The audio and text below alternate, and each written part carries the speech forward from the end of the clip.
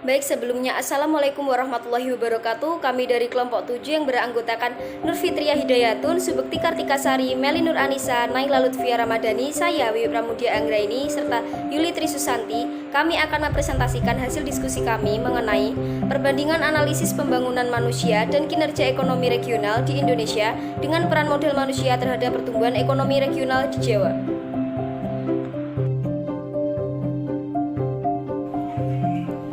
Tinjauan Pustaka A. Membangun manusia dan kinerja ekonomi regional di Indonesia.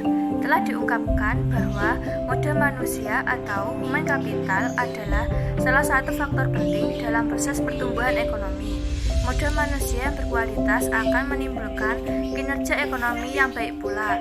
Hubungan di antara modal manusia dengan pertumbuhan ekonomi sebenarnya merupakan hal yang saling erat memengaruhi satu sama lain. Adapun penjelasan dari Raumes DKK sebagai berikut. B. Modal manusia terhadap ekonomi regional di Jawa.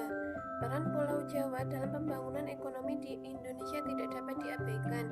Kemampuannya menjadi fondasi utama perekonomian di Indonesia dilihat dari beberapa kontribusi. Adanya infrastruktur dan fasilitas publik yang lebih baik akan menjadikan daerah basis dalam pembangunan sosial dan ekonomi. Yang kedua yaitu dari pembangunan manusia menuju pertumbuhan ekonomi melalui pembangunan manusia lewat pendidikan dan kesehatan. Penduduk dapat menentukan adanya kemampuan untuk menyerap dan mengelola sumber-sumber pertumbuhan ekonomi, baik berkaitan dengan teknologi hingga kelembagaan. B. Modal manusia terhadap pertumbuhan ekonomi regional di Jawa. Peran Pulau Jawa dalam pembangunan ekonomi di Indonesia tidak dapat diabaikan. Kemampuannya dalam menjadi fondasi utama perekonomian di Indonesia dapat dilihat dari beberapa kontribusi yang terjadi di Pulau Jawa. Adanya infrastruktur dan fasilitas publik yang lebih baik sehingga mampu menjadi daerah basis dalam pembangunan sosial dan ekonomi. Pembangunan ekonomi di DKI Jakarta merupakan yang terbesar di Jawa karena sektor industri, perdagangan, dan jasanya yang baik. Saya akan membacakan metode studi kasus. Yang pertama, pengumpulan data dan sumber data. Pada pengumpulan data pada kedua jurnal tersebut terdapat perbedaan. Pada jurnal peran modal manusia terhadap pertumbuhan ekonomi regional di Jawa, pada jurnal ini menggunakan data sekunder yang diambil dari Badan Pusat Statistika.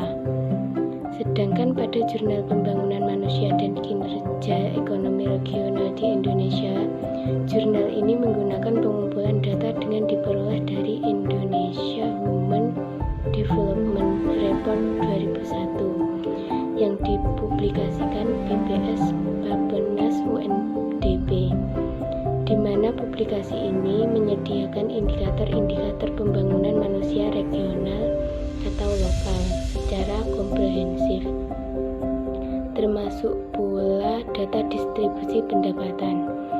Sedangkan data ekonomi regional diperoleh dari produk domestik regional bruto provinsi-provinsi di Indonesia yang juga dipublikasikan oleh BPS.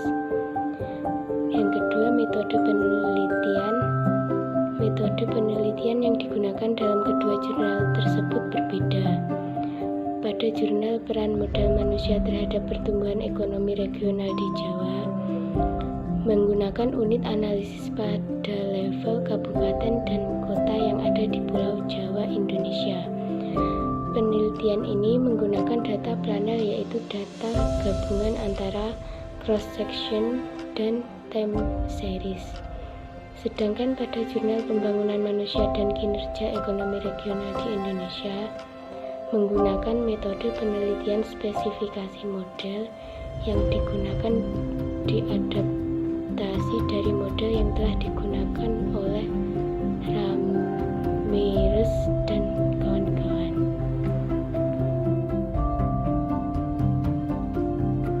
Hasil penelitian dan pembahasan. A. Perbandingan analisis. 1. Peran modal manusia terhadap pertumbuhan ekonomi regional di Jawa. Hal lain yang dapat ditunjukkan pada model ini adalah pengaruh kondisi daerah di era otonom daerah, di mana nilai koefisien desentralisasi fiskal bernilai negatif pada level signifikan 0,01. Nilai koefisien parameter dari desentralisasi fiskal ditunjukkan pada nilai 0,325 yang berarti bahwa ketika ada kenaikan tingkat indeks desentralisasi pada suatu daerah sebesar 1%, maka akan menurunkan pertumbuhan ekonomi sebesar 0,325%. Pengaruh lain juga ditunjukkan oleh investasi dan adanya kondisi desentralisasi fiskal pada wilayah di Indonesia. Poin yang kedua dari hasil penelitian dan pembahasan adalah pembangunan manusia dan kinerja ekonomi di Indonesia. Kedua jalur hubungan antara pembangunan manusia dan pembangunan ekonomi secara empiris terbukti berlaku. Pembangunan manusia yang berkualitas mendukung pembangunan ekonomi dan sebaliknya, kinerja ekonomi yang baik mendukung pembangunan manusia. Materi terakhir adalah kesimpulan dari perbedaan analisis. Pertumbuhan ekonomi di Pulau Jawa lebih mengarah pada modal manusia di mana secara koefisien peran yang lebih dominan ditunjukkan oleh kesehatan, di mana kesehatan menunjukkan koefisien yang lebih besar dari pendidikan. Selain itu, peran penting ditunjukkan oleh investasi dan adanya kondisi desentralisasi fiskal pada wilayah di Indonesia. Sedangkan pertumbuhan ekonomi di Indonesia memiliki pengaruh pada pembangunan manusia di mana akan mendorong adanya pembangunan ekonomi. Cukup sekian materi yang dapat kami sampaikan. Bila ada kurang lebihnya kami mohon maaf. Wassalamualaikum warahmatullahi wabarakatuh.